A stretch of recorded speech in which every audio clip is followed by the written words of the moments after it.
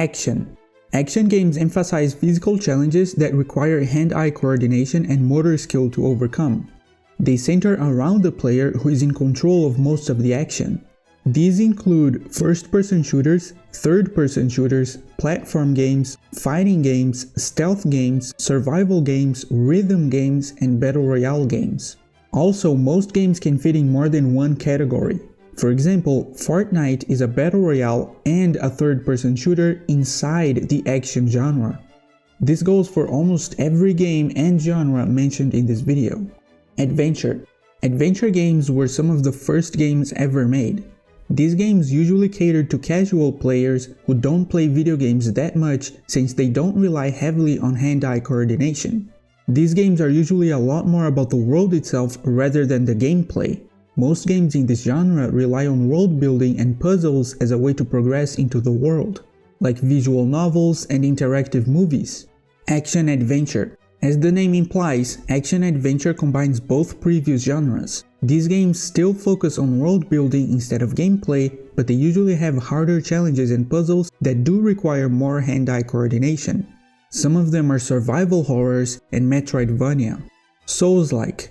Soulslike is a genre created by a Japanese company called From Software with a game called Demon's Souls in 2009. These games are known for being some of the hardest games ever made and require extreme hand-eye coordination. The Souls-like genre is categorized by its role mechanic, boss fights, and its extremely dark world building and story. These games include the Dark Souls series, Elden Ring, and Bloodborne, and they were all created by From Software, but the company does not own the genre. Puzzle. Puzzle games can be just about the puzzle itself, or it could be a game from another genre with puzzles in it. Many games nowadays have puzzles in them, but not that many are only focused on the puzzle itself. RPG. RPG stands for role-playing game. The first RPG game was Dungeons & Dragons, and the term comes from creating your character and making your own decisions in the game as you would in real life. But now the genre has expanded to a lot more than just role-playing, and many games we call RPG today actually don't have any role-playing in them at all. So much so that games like Grand Theft Auto 5 are technically RPGs, but there is no role-playing in it, so the community made a mod just to RP or role-play in that game. And that is now called GTA RP. RPG games are characterized by character creation and leveling up to upgrade skills. Most RPG games are open world, meaning you can explore the world as you please without any barriers or limits besides leveling up or progressing through the main storyline. You also have MMORPGs, which stands for Massive Multiplayer Online, which are games that are online only and can support very large numbers of players in a single server. Roguelikes. Roguelikes are usually two-dimensional dungeon crawls, meaning you have to explore a map that has multiple levels. It's called a dungeon because it's an actual dungeon, where every level takes you deeper down, fighting enemies along the way, including bosses. They have a lot of randomness via procedural generation so that every run is different, and emphasis on statistical character development and the use of permadeath. These games do not have any out-of-run progression, meaning the only way to progress is to actually get better at the game.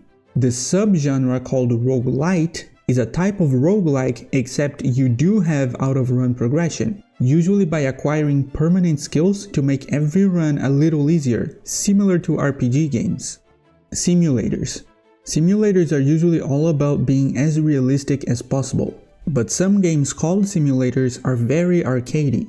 Simulators can be about pretty much anything, from building a house to having a job, war, driving, racing, or sports. Most notably, Squad, Ready or Not, and Arma 3 are some of the most popular military and police simulators out there. And some of them are so realistic that sometimes they are even used by the military itself for training purposes. And racing simulators are used by professionals as well. Strategy. Strategy games focus a lot more on careful and skillful thinking. This genre derives from board games like chess. So usually these games have a view from the sky so that the player can see and analyze the whole board and think about their next action. For that reason, most strategy games are very slow, and many of them are turn-based combat. This genre includes tower defense and war games. Competitive. Competitive games are online only since the competitiveness comes from playing against other players. They all have a ranked system and are made to be played a lot. They completely rely on the player's skills, so the only way to progress is by getting better at it just by practicing, as opposed to leveling up a skill or just buying a better item like in an RPG game. So if you are a low rank, you just have yourself to blame. These games are hard not because they are programmed to be hard like Soulslike games, but simply because you are competing against other players who might be just as good as you or even better than you. Most of them require very good hand-eye coordination and very good communication with your teammates.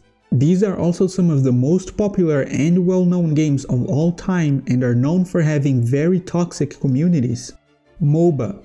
Multiplayer Online Battle Arena started off as a type of strategy game, but these games are a lot more action-packed than most other strategy games and require a lot more hand-eye coordination, so they are their own genre now.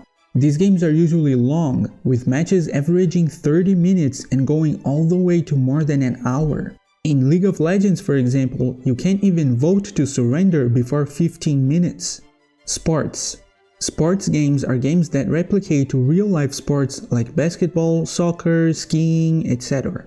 And although the real sports don't change every year, or ever, many of these games are annual releases. Party games. Party games are games made to be played with friends and family. They are very arcadey and rely a lot on communication. A lot of them were made specifically to be played with other people in person. Horror. Horror games are made to be as scary as possible. Most of them are first person and have very realistic graphics. Some games can have horror aspects to them without being considered horror. Survival. Survival games start the player off with minimal resources in a hostile open-world environment and require them to collect resources, craft tools, weapons, and shelter in order to survive as long as possible. Sometimes you have to survive against the environment itself, monsters, or other players. Battle Royale.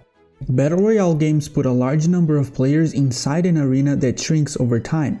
Players start with minimal equipment and have to search for weapons and armor to eliminate other players while trying to stay in the safe playable area until the last person left wins the game. The most popular Battle Royale games are Apex Legends, Fortnite, PlayerUnknown's Battlegrounds, and Call of Duty Warzone. Shooters.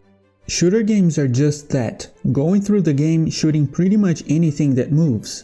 Shooter games can be incorporated into almost any other genre, like RPG, platform, Battle Royale, horror, and the list goes on. These games can be first person or third person, they can be player versus player or player versus environment, they can be online or single player, they can be realistic or arcadey, they can have puzzles, objectives, ranked, or just have the players kill each other until the timer runs out. Fighting games.